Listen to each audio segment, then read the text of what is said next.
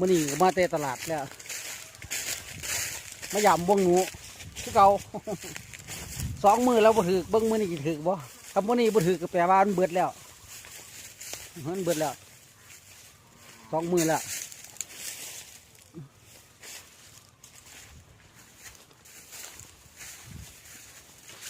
นี่มัน2 มื้อแล้วบ่ถือบ่ได้หนู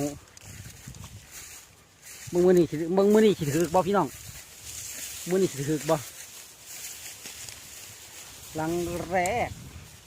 ตรงนี้เอาออกไปเสียหลังแรกผมหลังแรกเป็นหลังบางใดทางนี้เลยเป็นออกมาทางนี้ถึงนี้บัวลันเลยพี่น้องบัวลัน บัวลันหนูบัวลันทุกใจเบิดแล้วเอาว่าอย่าบุ้งนี่แหละใส่หนูคลิปพอแกนี่คลิปใส่หนูคลิปยิงปลาที่ธรรมดาคือกินบ่ค่อยอันนั้น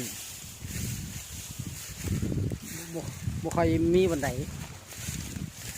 ที่สุดท้ายแล้วบ่ถือพี่น้องลั่นอีกแล้วลังนี้บ่ถือบุ้งจะว่าเป็นหนูอย่างนั่นนี่แหละแดดแจ้งแดดคักมื้อนี้แดดแห้งเที่ยงพอมาแต่ตลาดเที่ยงมื้อนี้มาแต่ตลาดเที่ยง